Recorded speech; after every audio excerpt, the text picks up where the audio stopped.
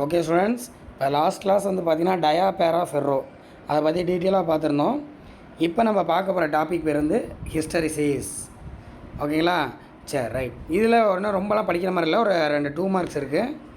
அப்புறம் இதை யூஸ் பண்ணுற மாதிரியான அப்ளிகேஷன்ஸ் வரும், அதனால் நம்ம அதை பார்த்துக்குறோம். ஹிஸ்டரிசிஸ், அதாவது ஹிஸ்டரிசிஸ்னால் என்ன மீனிங் அப்படின்னு கேட்டிங்கன்னா லேகிங் பிஹைண்ட் அப்படின்னு சொல்கிறாங்க. இங்கே எங்கேயும் கொடுக்கல, வரும்னு நினைக்கிறேன் பின்னாடி. சரி, ஹிஸ்டரிசிஸ் மீன் லேகிங் பிஹைண்ட். எங்கே இருக்காம்மா? சரி, ரைட்டு. அது வருமா இருக்காடா? சரி, ரைட்டு. சார் பேஜ் நம்பர் 149ல லாஸ்ட் லைன்ல இருக்கும் சார். எஸ், இங்கே இருக்குது பாருங்கள். டைட்டில் பார்த்து நம்ம உள்ளே போவோம், அப்போ தான் புரியும். அவங்க கதையாக சொல்லுவாங்க. ஹிஸ்டரிசிஸ்னால் என்ன? ஹிஸ்டரிசிஸ்னால் ஒரு லட்டின் வேர்டு. அதுக்கு மீனிங் என்னன்னு கேட்டிங்கன்னா லேகிங் அப்படின்னு அர்த்தமா. அப்போ இங்கே என்ன ஆகுதுன்னா ஹிஸ்டரிசிஸ் மீன் லேகிங் பிஹைண்ட். அப்போ பிஹெச், வாட் இஸ் ஹெச்?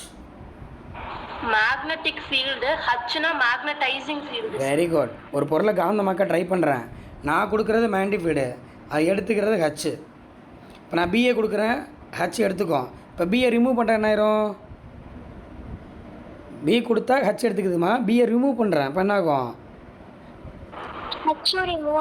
பியோட வேல்யூ 0ன்னு இமேஜின் பண்ணிங்க. What about the H value? 0.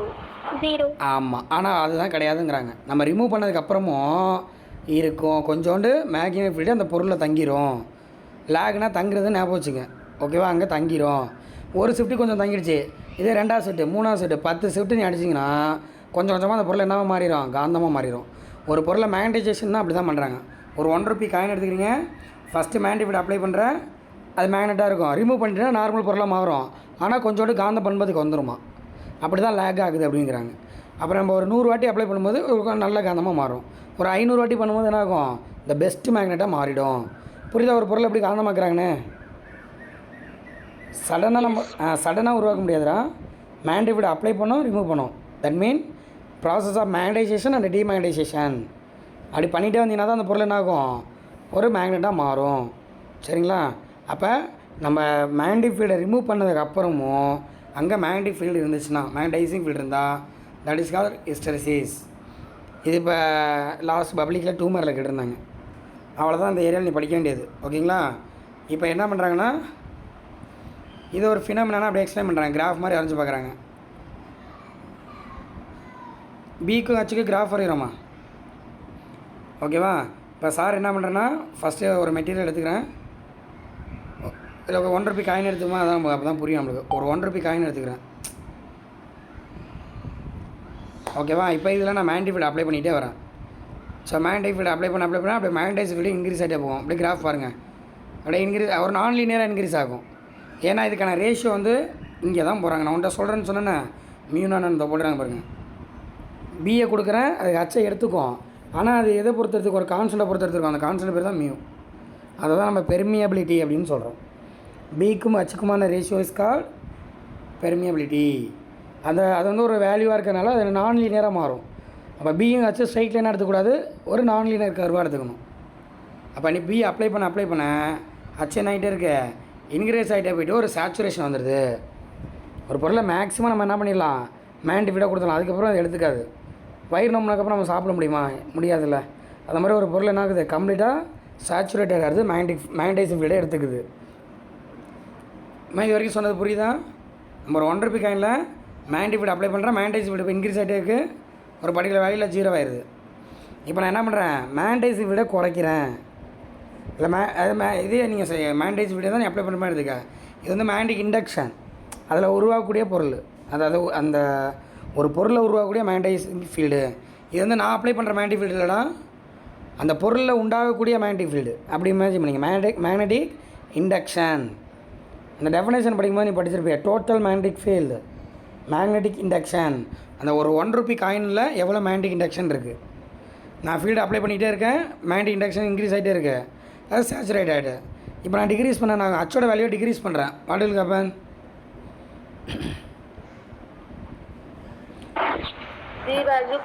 குறைஞ்சிட்டே வரணும். குறைஞ்சிட்டே வந்து அந்த பழைய பாத்தில் தான் வரணும், ஆரம்பிச்சதுக்கே திருப்பி வரணும். ஓகேவா? ஹச்சோட வேல்யூ குறைச்சா பியோட வேல்யூ குறைஞ்சிட்டே வரணும். ஆனால் குறையுது தான், ஆனால் அதே பாத்தில் வராமல் வேறு பாத்தில் போகுது அப்படின்னு சொல்கிறாங்க. ஸோ முன்னாடி போன பாத்து வந்து பார்த்திங்கன்னா ஏலேருந்து எங்கே போயிருக்கு, ஏ டு சி போயிருக்கு. H increases, B also increases over the specimen. So it traces a path AC. இப்போ என்ன பண்ணுறேன், ஹச்சை குறைச்சிக்கிட்டே வரேன். குறைச்சிட்டே வந்தால் சி டு ஏ தானே வரணும், சி டு ஏ வரணும். ஆனால் சி டு ஏ வராமல் அப்படியே வேறு இடத்துக்கு போயிடுது, சி டு டிக்கு போகுது, சிலேருந்து டிக்கு போகுது. இப்போ இந்த டிங்கிற இடத்துல நீ என்ன புரிஞ்சுக்கிறீங்க, இந்த டிங்கிற இடத்துல என்னம்மா நடக்குது, இந்த டிங்கிற இடத்த மட்டும் ஃபோக்கஸ் பண்ணுங்கள். இந்த இடத்துல ஹச்சோட வேல்யூ எவ்வளவு, எக்ஸ் ஆக்சிஸ் வேல்யூ எவ்வளோங்க, 0 சார். அவ்வளோதான். H = 0. நான் அப்ளை பண்ண மேண்டி ஃபீல்டு எல்லாத்தையும் எடுத்துட்டேன், தட் மீன் மேண்டைசிங் ஃபீல்டை எடுத்துட்டேன். ஆனாலும் அதுக்கு கரஸ்பாண்டிங்கில் என்ன இருக்குது, ஒரு ஃப்ளக்ஸ் டென்சிட்டி இருக்குது, அதாவது மேண்டிக் இண்டக்ஷன் இருக்குது. அந்த பொருளில் மேண்டி ஃபீல்டு ப்ரொடியூஸ் ஆகிருக்கு, புரியுதா? இப்போ மேக்னெட்டை ரிமூவ் பண்ணதுக்கப்புறமும் இப்போ ஒரு பொருளை சூடுபடுத்துகிறோம், சூடாகுது. நம்ம அடுப்புலேருந்து இறக்கி வச்சுட்டா என்ன ஆகணும், ஜில்லுன்னு ஆயிடணும். ஆனால் ஜில்லுன்னு ஆகாமல் கொஞ்சோண்டு சூடு அங்கேயே தங்கியிருக்க மாதிரி எடுத்துங்க. ஸோ அந்த மாதிரி தான் ஒரு பொருளை மேண்டிஃபைடு அப்ளை பண்ணுறேன், ரிமூவ் பண்ணதுக்கப்புறமும் மேண்டிஃபைடுங்க கொஞ்சம் இருக்குது, ஓகேங்களா? அப்போ எந்த அளவுக்கு மேண்டிஃபைடு இருக்கோ அது பேர் வந்து ரிட்டன்டிவிட்டி அப்படின்னு சொல்கிறாங்க. இங்கே ரிட்டன் ஆகிருக்கு கொஞ்சோண்டு, புரியுதாம்மா? அது ஒரு 2 மார்க்டா ரிட்டன்டிவிட்டி. இதுக்கு இன்னொரு பேர் வந்து ரெமனன்ஸ். இங்கே இருக்குது பாருங்கள், 2 மார்க்கில் கேட்குறாங்க, நல்லா பார்த்துங்க. என்ன சொல்லியிருக்காங்க பாருங்கள், ரெமனன்ஸ் அதாவது ability of the material to retain magnetism in them even after the magnetizing field disappear. புரியுதா? மேக்னடைசிங் ஃபீல்டை ரிமூவ் பண்ணதுக்கு அப்புறமும் எந்த அளவுக்கு அதுக்கிட்ட இருக்கோ மேக்னடிக் ஃபீல்டு, அது பேர் ரெமனன்ஸ், ரிட்டன்டிவிட்டி. நல்லா சூடாக பொருள் தண்ணி கொதிச்சுக்கிட்டு இருக்கு, அதை இறக்கி வச்சதுக்கு அப்புறமும் எவ்வளோ சூடு இருக்கோ அது பேர் தான் ரெமனன்ஸ்ன்னு சொல்கிறாங்க. Is it clear? எஸ். ஆமாம். அப்போ நம்ம வந்து ரெமனன்ஸ் வேல்யூ அதிகமாக இருக்கணும், அப்போ தான் என்ன ஆகும், அது சீக்கிரம் காந்தமாக ஆகும், டக்கு டக்குன்னு நிறையா சேரும், புரியுதாம்மா? அப்போ ஒரு பொருளுக்கு ரெமனன்ஸ் வேல்யூ அதிகமாக இருக்கணும் அப்படிங்கிற மாதிரி சொல்ல வராங்க. இங்கே சொல்லலை, பின்னாடி சொல்லுவாங்க, உனக்கு அட்வான்ஸாக சொல்லி வைக்கிறேன். ஸோ திஸ் இஸ் ரெமனன்ஸ், ஓகேவா? இப்போ நான் என்ன பண்ணுறேன்னா ஹச்சை குறைச்சிட்டு வந்து 0 கொண்டு வந்தால் ஒரு டி வேல்யூ இருக்குது. இப்போ அந்த மேக்னடிக், அந்த டியில் ஒரு வேல்யூ இருக்குது பாருங்கள், மேக்னடிக் இண்டக்ஷன் இருக்குது, அதான் ஃப்ளக்ஸ் டென்சிட்டின்னு சொல்லியிருப்பாங்க. இப்போ நான் என்ன பண்ணணும், இந்த ஃப்ளக்ஸ் டென்சிட்டியை 0 ஆக்கணும், தட் மீன் மேக்னடிக் இண்டக்ஷனை 0 ஆக்கணும். அப்போ என்ன பண்ணலாம், இப்போ நம்ம என்ன பண்ணியிருக்கோம், ஹச்சை 0 ஆக்கினதுக்கு அப்புறமும் ஒரு மேக்னடிக் ஃபீல்டு வேல்யூ இருக்குது, அது பேர் ரெமனன்ஸ்னு சொல்கிறோம். இந்த ரெமனன்ஸ் வேல்யூ நான் 0 ஆக்கணும், என்ன பண்ணலாம்? இப்போ ஒரு ₹1 காயினில் மேக்னடிக் ஃபீல்டு கொஞ்சம் தங்கியிருக்கு, ஒரு ₹1 காயினில் நம்ம காந்த அப்ளை பண்ணால் எடுத்துட்டேன், எடுத்ததுக்கப்புறமா மேக்னடிக் ஃபீல்டு அங்கே தங்கியிருக்கு, அதை எப்படி ரிமூவ் பண்ணலாம்னு நினைக்கிறீங்க? ஹீட் அப்ளை பண்ணி. Oh very good, good idea. Heat apply பண்ணுறோம், சூப்பர், ரைட். இவங்க என்ன பண்ணுறாங்கன்னா முன்னாடி ஆக்சுவலி அப்ளை பண்ணாங்களா, அது ஆப்போசிட் டைரக்ஷன் அப்ளை பண்ணுறாங்களாம். ஏன்னா அதெல்லாம் ஒரு டைரக்ஷன் வரலைன்னா இருக்குல்ல, டயா மாதிரி இமேஜின் பண்ணிங்க.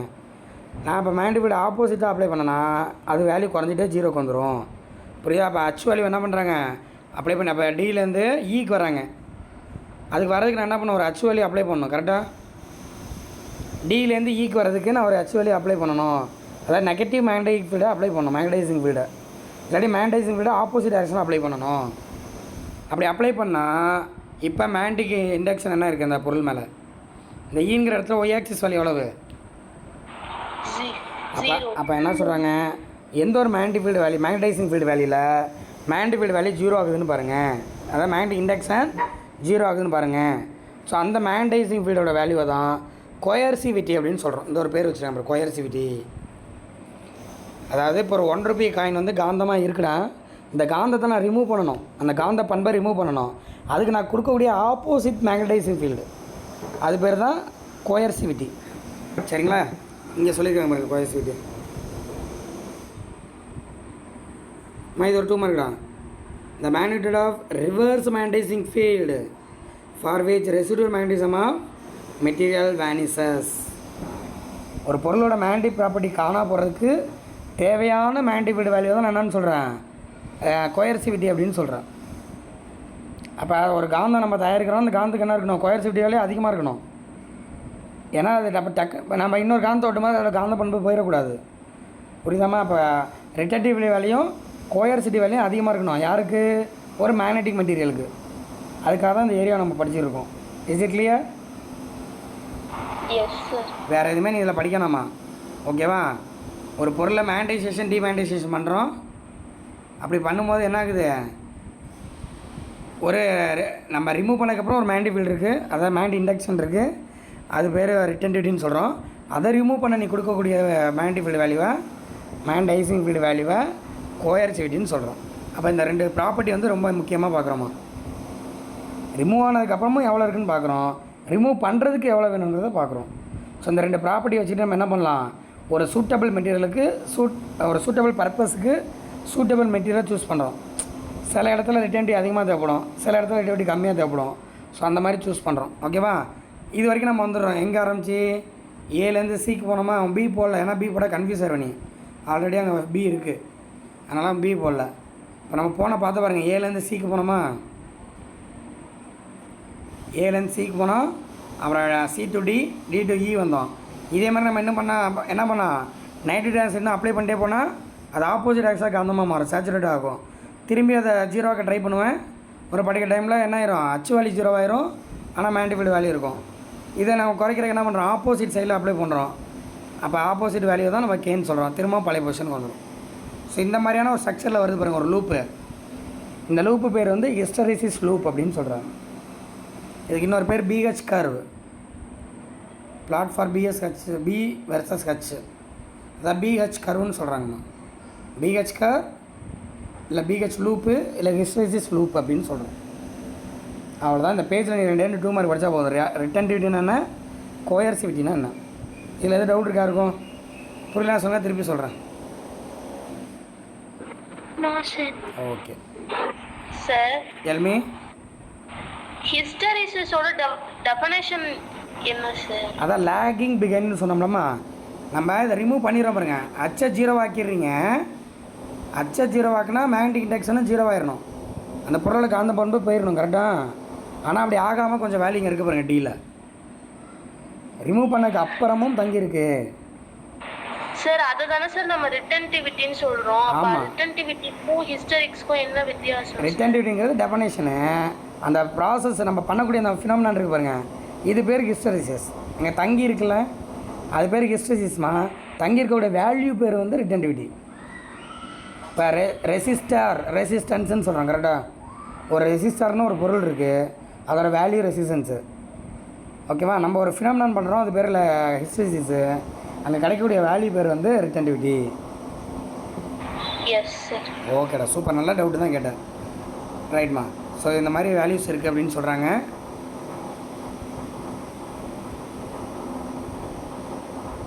மூணு 2 மார்க்கு. ரிட்டன்டிவிட்டினா ரெமனன்ஸ்னா என்ன, கோயர்சிவிட்டினா என்ன, ஹிஸ்டரிசிஸ்னா என்ன, 3 2 மார்க்கே படித்து வச்சுங்க. அப்புறம் லாஸ், ஹிஸ்டரிசிஸ் லாஸு. ஒரு பொருளை என்ன பண்ணுறோம்? மேக்னடைசேஷன் டிமேக்னடைசேஷன் பண்ணுறோம். இந்த பாருங்க, மேக்னடைசேஷன் பண்ணுறோம், டிமேக்னடைசேஷன் பண்ணுறோம், மேக்னடைசேஷன் பண்ணுறோம், டிமேக்னடைசேஷன் பண்ணுறோம். இந்த மாதிரி ஒரு பொருளை ஒரு 1 ரூபி காயினை போட்டு என்ன பண்ணுறோம்? படுத்துகிறோம். கரெக்டாக?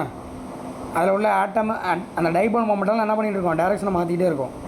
இந்த 1 ரூபி காயினில் நிறைய டைபோல் மூமெண்ட் இருக்கும், ஒவ்வொன்றும் ஒவ்வொரு டேரெக்ஷனில் இருக்கும். நம்ம அதை போட்டு என்ன பண்ணுறோம்? நம்ம டேரெக்ஷனை கொண்டு வர பார்க்குறோம், திருப்பி ஜீரோ ஆக்குறோம், திருப்பி கொண்டு வர பார்க்குறோம், ஜீரோ ஆக்குறோம். அப்போ அதை போட்டு பாடாப்படுத்தும் போது அதோட எனர்ஜி என்ன ஆகும்?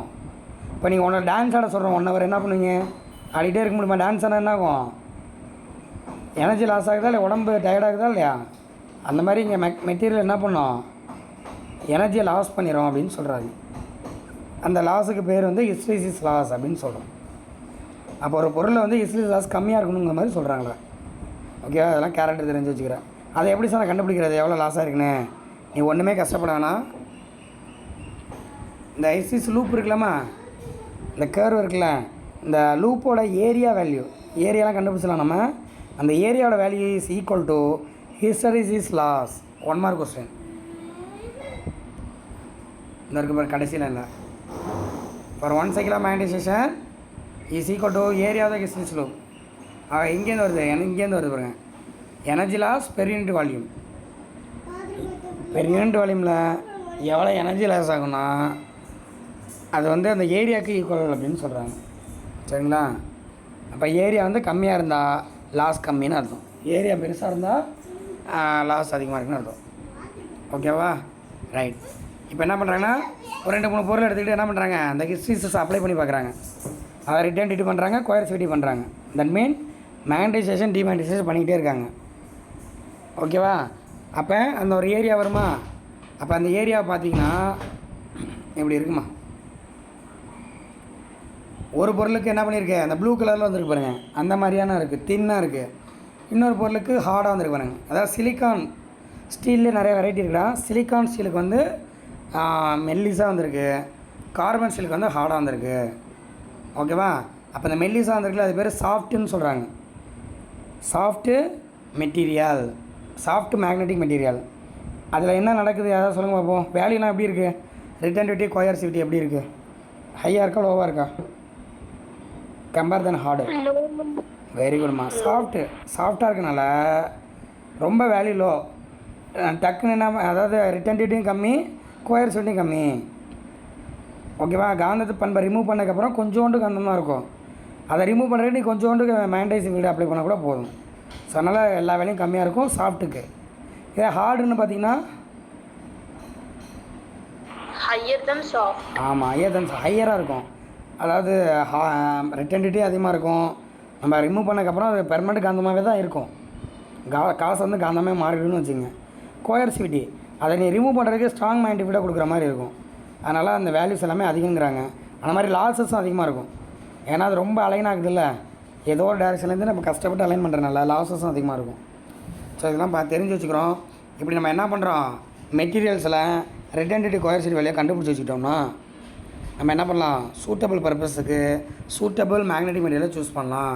இப்போ நம்ம காந்தம் தயாரிக்கணும், காப்பரில் தயாரிப்பீங்களா அயானில் தயாரிப்பீங்களா,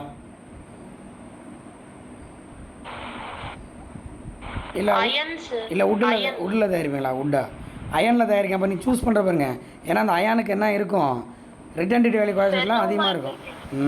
வெரி குட், அதிகமாக இருக்கும்டா. இப்போ நீங்கள் மேக்னெட்டாக மாற்றினா டக்குன்னு மேக்னெட்டாக மாறிக்கும். ரிமூவ் பண்ணதுக்கப்புறமா அதில் தங்கிடும் அப்படியே. அதை நீ சரி பண்ணணும்னா, அதை ஜீரோ ஆக்கணும்னா நீ ஹெவியான மேக்னெட்டிக் கொடுக்கணும். அதனால் அது நல்லாயிருக்கும். அப்படி சூஸ் பண்ணுறதுக்கு நம்ம என்ன பண்ணுறோம், இதை யூஸ் பண்ணுறோம். சரி, இது வரைக்கும் நம்ம சொன்னதை இங்கே பார்க்குறோம் பாருங்கள். இது வரைக்கும் நான் வந்துட்டு சொன்னதெல்லாம் முக்கியம் இல்லை, இதுதான் இம்பார்ட்டன்ட். 2 3 மார்க் இருக்குமா அந்த பேஜில். பேஜ் நம்ம 150ல் 2 3 மார்க் இருக்குது. சாஃப்ட்டு ஹார்டு டிஃப்ரென்ஸ் ஒன்றும் கிடையாது. இந்த கர்வ் இருக்குல்ல, இந்த கர்வ் அப்படியே படமாக சொல்ல வேண்டியதான் நீ. ஓகேவா? இப்போ சாஃப்ட்டு தான் ஃபஸ்ட்டு கொடுக்குறாங்க. மெல்லிஸாக இருக்கிற ப்ளூ கலரு அதுதான் கொடுக்குறாங்க. எக்ஸ்ட்ரா ஃபீல்டை ரிமூவ் பண்ணக்கப்புறம் என்ன ஆயிரும், சாஃப்டாக இருக்கனால ரொம்ப பழைய பர்சன் ஈஸியாக வந்துடும்டா. அதனால் மேக்னடைசேஷன் டிஸப்பியர். அதே ஹார்டில் வந்து அப்படியே ஸ்ட்ராங்காகவே மேக்னெட்டாகவே இருக்கும். மேக்னடைசேஷன் பெர்சிஸ்ட்டு. ஏரியா ஸ்மாலராக இருக்குது, ஏரியா லார்ஜாக இருக்குது. நான் டிக்கு போட்டு வரேன். புரியுதா? மேக்னடைசேஷன் டிஸப்பியர் ஆகிரும் டக்குன்னு சாஃப்ட்டில். ஏன்னா சின்ன ஏரியா தான், எல்லா வேலையும் கம்மிங்கனால டக்குன்னு அது என்ன ஆயிரும், காந்த பண்பை இழந்துடும். காந்த பண்பை டக்குன்னு எடுத்துக்கும். டக்குன்னு காந்தம் ஆயிரும், டக்குன்னு காந்த பண்பை இழக்கும். ஆனால் இது என்ன ஆகும், ஹெவியான காந்தமாக மாறும் அப்படின்னு சொல்கிறாங்க. Area small, area high. Retentivity கோயர்சிவிட்டிலாம் லோ. கரெக்டாக? ரிட்டன்டிவிட்டி கோயர்சிவிட்டிலாம் ஹையு. இப்போ அடுத்த பார்க்கக்கூடிய சசப்டிலிட்டி, இது வந்து அப்படியே ஆப்போசிட்டாக சொல்கிறோமா. ஏன்னா எல்லாம் லோவாக இருக்கனால சசப்டிலிட்டி வேல்யூ ஹையாக இருக்கும் அப்படின்னு சொல்கிறாங்க. நம்ம என்ன பண்ணலாம், வேல்யூ கம்மி தானடா, டக்குன்னு அது காந்தமாக மாற்றலாம் அப்படின்னுங்கிறாங்க. ஸோ அதனால் சசப்டிலிட்டி பெர்மியபிலிட்டி ஹையு, இது லோ. இந்த 4 பாயிண்ட் 5 பாயிண்ட் ஆப்போசிட்னு மைண்டில் வச்சுங்க, எல்லாத்தையும் குழப்பி விட்ருவோம். அப்புறம் வந்து இசிசி வந்து லாஸ் வந்து கம்மியான சின்ன ஏரியா, அங்கே வந்து அதிகமாக இருக்கும். யூசஸ் பாருங்கள், இதை தான் அடுத்து அப்ளிகேஷனில் பார்க்க போகிறோம். Solenoid core, transformer core, electro magnet. இது 3மே ஒன்றுன்னு ஞாபகம் வச்சுக்க பேர். Electro magnet. அதுனா electro magnet. We know the magnet. What is electro magnet?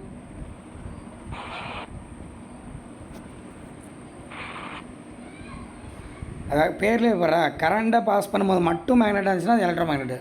இப்போ மேக்னெட்டை வந்து நம்ம என்ன பண்ணிக்கலாம், ஒரு இது மாதிரி ஒரு டிவைஸ் மாதிரியே பயன்படுத்தலாம். சுவிட்சை ஆன் பண்ணிங்கன்னா அந்த பொருள் மேக்னெட்டாக இருக்கும்.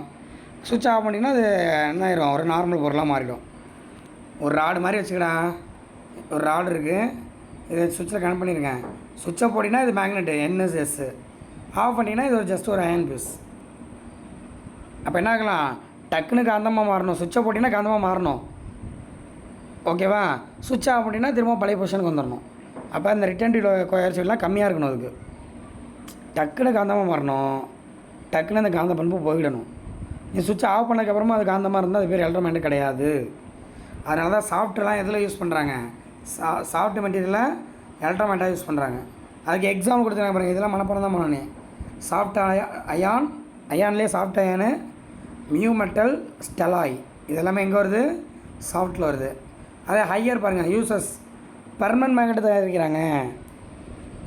அப்போ ஒரு பொருளை காந்த பண்பு அப்ளை பண்ணுறோம், மேக்னடைஸ் ஃபீல்டு அப்ளை பண்ணுறோம், அது அப்படியே அங்கே தங்கணும், வேல்யூ வந்து ஹெவியாக இருக்கணும். அப்போ ரிட்டன்டிவிட்டி கோஎர்சிவ்லாம் அதிகமாக இருக்கும். அப்போ அது வந்து பெர்மனன்ட் மேக்னெட்டாகவே இருக்கும் அது. ஓகேவா? ரைட். இதுக்கு எக்ஸாம்பிள் வந்து பார்த்திங்கன்னா கார்பன் ஸ்டீலு, அல்னிகோ, லார்ட்ஸ்டன் அப்படின்னு சொல்கிறாங்க. இது எல்லாமே அலாய்ஸ்மா. இதில் அந்த அல்னிகோஸ் இருக்குது பாருங்கள், இதெல்லாம் கெமிஸ்ட்ரியில் படிச்சிருப்பீங்களே. இதில் மூணுமே கலந்துருக்கும். Nickel, iron, cobalt. Very good. Alnico, aluminium, nickel, cobalt 3 சேர்ந்து இருந்துச்சுன்னா அதை வந்து நீ சூப்பராக காந்தமாக மாற்றலாம். இப்போ நம்ம தயாரிக்கக்கூடிய காந்தம் எல்லாமே அல்னிகோஸில் தான் பண்ணுறாங்க. சரிங்களா? அதை ஜஸ்ட்டு தெரிஞ்சு வச்சுக்கணும். இது ஒரு 3 மார்க். புரிஞ்சுட்டா? எவ்வளோ விஷயங்கள் இருக்குது பாருங்கள் மேக்னட்டிசமில். புரியுதாடா? சரி ரைட். நீ இந்த டேபிளை படித்தாலே போதும். இது அப்படியே கதையாக தான் சொல்கிறோம். அப்ளிகேஷனாக ஹிஸ்ட்ரி ஸ்லோப். சரி, எவ்வளோ நேரம் அந்த லூப்பு பார்த்தோம்ல, அதுலேருந்து நம்ம என்ன கண்டுபிடிக்கலாம்? ஒரு பொருளால் ரிட்டன்டிவிட்டி கண்டுபிடிக்கலாம், கோஆர்சிவிட்டி கண்டுபிடிக்கலாம், அந்த லாஸ் எவ்வளோன்னு கண்டுபிடிக்கலாம். கரெக்டாக? ரிட்டன்டிவிட்டி, கோஆர்சிவிட்டி, லாஸு, அந்த வேல்யூ வச்சு நம்ம என்ன பண்ணலாம்னா பின்வரும் விஷயங்களுக்கு யூஸ் பண்ணலாம். அதாவது இப்போ நான் பெர்மனன்ட் மேக்னெட் தயாரிக்கணும்னு ஆசைப்பட்றேன். பெர்மனன்ட் மேக்னெட் தயாரிக்கணும், அதுக்கு என்ன கேரக்டர் இருக்கணும் பார்த்து சொல்லுங்கள். ஹை ரிட்டன்டிவிட்டி, ஹை கோஎர்சிவிட்டி இருக்கணும். அப்போ நீ வந்து அந்த லூப் வச்சு தான் கண்டுபிடிக்க முடியும். ஒரு பொருள் கையில் வச்சுக்கிட்டு அது வந்து ஹையாக இருக்க லோவாக இருக்குன்னா இந்த லூப் வச்சு தான் கண்டுபிடிக்கிற. ஓகேவா? ஸோ அதுக்கு தான் கார்பன் ஸ்டீலு, அல்னிகோஸ் எடுத்துக்கிறாங்க. அடுத்து எலக்ட்ரோமேக்னெட்டு. இதுக்கு வந்து எப்படி இருக்கணும்? லோ வேல்யூ இருக்கணும், லோ ரிட்டன்டிவிட்டி, லோ கோஎர்சிவிட்டி. அந்த பெர்மியபிலிட்டி ஹையாக இருக்குமா? அங்கே லோ பெர்மியபிலிட்டி, இங்கே வந்து ஹை பெர்மியபிலிட்டி, அப்படியே ஆப்போசிட்டாக வரும், பார்த்துங்க. ஓகேவா? இதுக்கு எக்ஸாம்பிள் வந்து சாஃப்ட் அயான் இல்லை மியூ மெட்டல் அப்படின்னு சொல்கிறாங்க. ஆல்ரெடி பார்த்தது தான். இதே தான் சேம் வந்து கோர் டிரான்ஸ்ஃபார்மர். அதெல்லாம் பின்னாடி அடுத்தடுத்த லெசனில் வருமா? நம்ம ஏரியாவில் டிரான்ஸ்ஃபார்மர் இருக்குல்ல, அதாவது லோ வோல்டேஜாக ஹை வோல்டேஜாக மாற்றும். ஸோ அதில் என்ன பண்ணுவாங்கன்னா காந்தத்தை பயன்படுத்தணும். அங்கே வந்து எலக்ட்ரோமேக்னெட் தான் யூஸ் பண்ணுவாங்க. அப்போ இங்கே பார்த்தா அதே கரெக்டாக மேக்ஸிமம் வந்துடும். வேல்யூலாம் லோவாக இருக்கும் பாருங்கள். ரிட்டன்டிவிட்டி, கோஎர்சிவிட்டிலாம், லார்ஜ் மேக்னெட்டிக் இண்டக்ஷன், கோஎர்சிவிட்டிலாம் சொல்லலை. அவங்க என்ன சொல்கிறாங்க? பெர்மியபிலிட்டி அதிகமாக இருக்கணுமா, லைன்ஸ் எல்லாம் அலோவ் பண்ணணும், மேக்னெட்டிக் இண்டக்ஷன் வேல்யூ அதிகமாக இருக்கணும், தின்ல லூப் லாஸ் அப்படின்னு சொல்கிறாங்க. லாஸ் அதெல்லாம் கம்மியாக இருக்கணும் அப்படின்னு சொல்கிறாங்க. ஸோ இது ஒரு 3 மார்க்குமா. ஓகேவா? இது எதாவது டவுட் இருக்கா உங்களுக்கு? சரி, 2 3 மார்க் இன்றைக்கி வந்து பார்த்துருக்குது. 2 3 மார்க் பார்த்துருக்கோம். சாஃப்ட்டு ஹார்டுக்கான டிஃப்ரெண்ட்டு, அப்புறம் application of the hysteresis slope 2 3 mark. Already டயாபராஃபரோட ப்ராப்பர்ட்டி 4 பாயிண்ட்டு சொன்னோம்ல, அது ஒரு 3 மார்க். இந்த ஏரியாவில் இந்த 3 3 மார்க் நீ படித்தா போதும். ஓகேங்களா? மற்ற வேறு எதுவும் நீ படிக்கணும், ஜஸ்ட் 1 மார்க்ஸ் பார்த்துங்க. அப்புறம் இங்கே சம்மு கொடுத்துருக்காங்களே, இந்த எம்ஹெச் கர்வ் வச்சுக்கிட்டு அப்படியே நீ என்ன பண்ணலாம், மொத்தம் 3 கலர் கொடுத்துருக்காங்க, X, Y, Z. X, Y, Z. இதெல்லாம் எந்தெந்த மெட்டீரியல்னு கண்டுபிடிக்கணும். எம்ஹெச் வேல்யூ வச்சுக்கிட்டு ஹச் அப்ளை பண்ணுறேன். எம்னா என்னம்மா? M for intensity of magnetization. Very good. எந்த அளவுக்கு மேக்னடைசேஷன் ஆகுது, இன்டென்சிட்டி ஆஃப் மேக்னடைசேஷன். அப்போ இந்த எக்ஸில் ஒரு மாதிரி இருக்குது, ஒயில் ஒரு மாதிரி இருக்குது, இசட்டில் ஒரு மாதிரி இருக்குது. அந்த மெட்டீரியலோட பேர் கேட்குறாங்க. எது டயா, எது பேரா, எது ஃபெர்ரோங்க கண்டுபிடிக்க சொல்கிறாங்க.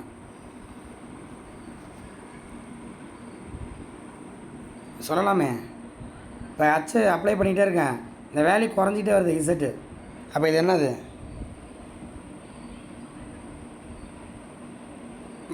நான் மேக்னடைஸ் ஃபீல்டு அப்ளை பண்ணுறேன், அதில் இருக்கிற ப்ராப்பர்ட்டி இன்னும் குறைஞ்சிட்டு போகுது. டயா. Very good. அப்போ இசட் டயா. கரெக்டாக அவன் ஸ்லோப் வச்சு கண்டுபிடிப்பான்னு நினைக்கிறேன். அந்த பாருங்கள், இசட் வந்து டயா. அவன் ஸ்லோப் வேல்யூ வச்சு கண்டுபிடிக்கணும்னு சொல்லுவான். நம்ம அப்படி கூட பார்த்துக்கலாம். அந்த ஒய் பாருங்கள், ஒய் நான் மேக்னடைஸ் ஃபீல்டு அப்ளை பண்ண கரண்ட் இன்டியூஸ் ஆகிட்டே போகுது. ஆனால் எக்ஸில் அது ரொம்ப அதிகமாக போகுது. இப்போ ஒய்ங்கிறது பேரா, எக்ஸுங்கிறது தான் எதில் வரும்? ஃபெரோமேக்னெட்டிக். இதை நீ எப்படி கண்டுபிடிக்கணும்னா ஸ்லோப் எடுத்து கண்டுபிடிக்க சொல்கிறாங்க, எம்ஹெச் கர்வ் எடுக்க சொல்கிறாங்க. ஓகேவா? இப்போ எடுக்கும்போது இசட்டில் நெகட்டிவ் வரும், அதனால் டயாது. ஒய்யில் கம்மியாக வரதுனால பேரா, இது எக்ஸில் அதிகமாக வரதுனால ஃபெர்ரோ அப்படின்னு சொல்லி முடிக்கிறாங்க. இதெல்லாம் தான் நீங்கள் இன்ஜினியரிங்கில் படிப்பீங்க. சரிங்களா? ரைட்மா. இதோட 50% ஆஃப் லெசன்ஸ் முடியுதுமா. அப்புறம் ஸ்டூடெண்ட்ஸ், இந்த பேஜ் நம்பர் 142ல் இந்த இது காட்டிக்கிறோம், அந்த பாக்ஸ் இருக்குல்ல, அதை அன்றைக்கி நான் சொல்லவே இல்லை உங்கள்கிட்ட. இந்த பாருங்கள், இப்போ இந்த சில இதெல்லாம் மைனஸ் சசல்டிவ் வேல்யூ கொடுத்துருக்காங்க. இந்த மைனஸில் உள்ளது எல்லாமே என்னது? டயா வேல்யூ, டயா அது. அப்புறம் அந்த வேல்யூ கம்மியாக இருக்கு 2.3, 6.8, 7.6, இது எல்லாமே எங்கே வந்துடும்? பேரால. வேல்யூலாம் ஹெவியாக இருந்துச்சுன்னா அது ஃபெர்ரோவில் வந்துடும். ஆனால் இங்கே ஆக்சிஜன் 10 பவர் மாறுது பாருங்கள். இதெல்லாம் 10 பவர் -5, இது 10 பவர் -9. ஆக்சிஜன் ரொம்ப கம்மிமா. ஓகேங்களா? அதனால தான் அது பேரால தான் வரும். அதை பார்த்துக்கலாம். ஃபெர்ரோ எங்கே காணுதில்ல? Nickel, aluminium, cobalt, iron, nickel, கோபால்ட்டுமா இருக்காமா? அயான் இருக்கா அதில்? என் கண்ணுக்கு தெரியலையே. அதெல்லாம் வேல்யூ ஹெவியாக வரும். சரி பார்த்துங்க. ஓகே. அப்புறம் இங்கே ஒரு 3 சம்ஸ் இருக்குமா. இதில் வந்து இந்த 3.9 இந்த சம்ஸ்லாம் இம்பார்ட்டண்ட்டு. அக்கா சார் கேட்டுக்கிட்டேன். இப்போ அந்த 3.8 சம் பாருங்கள், என்ன கொடுத்துருக்காங்க? இன்டென்சிட்டி ஆஃப் மேக்னடைசேஷன் அதை கண்டுபிடிக்க சொல்கிறாங்க. அதான் எம்மோட வேலையை கண்டுபிடிக்க சொல்கிறாங்க. அவன் என்ன கொடுத்துருக்கான்? மேக்னடிக் மொமெண்ட் வேல்யூ கொடுத்துட்டான், டென்சிட்டி கொடுத்துட்டான். ஓகேவா? 200 கிராமு 2A மொத்தம் 3 வேலை மாஸ் கொடுத்துட்டான். Mass 200 gram, magnetic moment PM value கொடுத்துட்டான், அப்புறம் டென்சிட்டி கொடுத்துட்டாங்க. ஓகேவா? இப்போ நீ என்ன பண்ணிக்கணும்? இந்த இன்டென்சிட்டி ஆஃப் மேக்னடைசேஷனை கண்டுபிடிக்கணும். இன்டென்சிட்டி ஆஃப் மேக்னடைசேஷன் எம்முக்கு நான் ஃபார்மில் என்ன சொல்லியிருக்கேன்? மேக்னடிக் மொமெண்ட்டு பேர் யூனிட் வால்யூமு. மேக்னடிக் மொமெண்ட்டும் கொடுத்துட்டான் 2ன்னு, அது பிரச்சனை இல்லை. வால்யூம் தான் நீ கண்டுபிடிக்கணும். வால்யூம் கண்டுபிடிக்க ஃபார்முலா என்ன? மாஸ் பை டென்சிட்டி போட்டிருக்காங்க. அப்போ அதை டிவைட் பண்ணால் 25ன்னு வந்துருக்கு. இப்போ ஆன்சர் வந்துச்சு. இதெல்லாம் கம்பல்சரி தெரியுமா கேட்பாங்கம்மா, ஜஸ்ட்டு பார்த்துங்க. இந்த 3.9 இருக்குது பாருங்கள், இந்த very important relationship using the relation. இது வந்து ஆல்ரெடி உள்ள ஒரு இது இருக்குது, B = μ0 H+Mன்னு. கரெக்டாமா? இதை யூஸ் பண்ணி என்ன பண்ண சொல்கிறாங்க? சசப்டிவிட்டி, ரிலேட்டிவ் பெர்மியபிலிட்டி, இதுக்கான ரிலேஷன் μr -1 அதை ப்ரூவ் பண்ண சொல்கிறாங்க. Very very important 1 மார்க்குமா. இதை யூஸ் பண்ணுற மாதிரி 1 மார்க் கேட்பாங்க, நோட் பண்ணிங்க. 3.9 இருக்குல்ல, அந்த equation susceptibility, magnetic susceptibility is equal to μr -1. μr value கொடுத்தோம். ஒரு பொருள் இருக்குது, அயானோட μr வேல்யூ வந்து 78. சசபிலிட்டி வேல்யூ எவ்வளோ? யாராவது சொல்லுங்க பார்ப்போம். 77. அவ்வளோதான் முடிஞ்சது. 1 மைனஸ் பண்ணிக்கணும். இல்லை சசபிலிட்டி வேல்யூ கொடுத்துட்றான். கோபால்ட்டு வந்து சசபிலிட்டி 100, பெர்மியபிலிட்டி எவ்வளவு, ரிலேட்டிவ் பெர்மியபிலிட்டி எவ்வளவு? 101. அவ்வளோதான். ஆமாம், இதுக்காக தான் அந்த 1 மார்க் சொன்னா இதை கேட்குறாங்க. அதனால் அதை பார்த்து வச்சுங்க. ஓகேவா? ரைட். அதை வந்து இங்கே ப்ரூவ் பண்ணியிருக்காங்க பாருங்கள். B = μ0 H + M magnetization susceptibility formula இருக்குது பாருங்கள். இப்போ தானே பார்த்தோம். சசபிலிட்டினா மேக்னடைசேஷன், சாரி, அந்த intensity of magnetization by magnetizing field, அதை ரீஅரேஞ்ச் பண்ணால் இது வந்துடும். இதை கொண்டு வந்து அதில் சப்ஸ்டிட் பண்ணுறாங்க. எதில்? அந்த ஹச்சுக்கு பதிலாகாமா μ0 எம்முக்கு பதிலாக சப்ஸ்டிட் பண்ணி விட்ருங்க. அதில் சப்ஸ்டிட் பண்ணிட்டு ஹச்சை காமனாக எடுத்துருங்க வெளியில். அவ்வளோதான். எடுத்திங்கன்னா இப்படி வந்துடும். அப்புறம் இது ஜென்ரல் ஃபார்முலா B = μH அப்படின்னு வருது.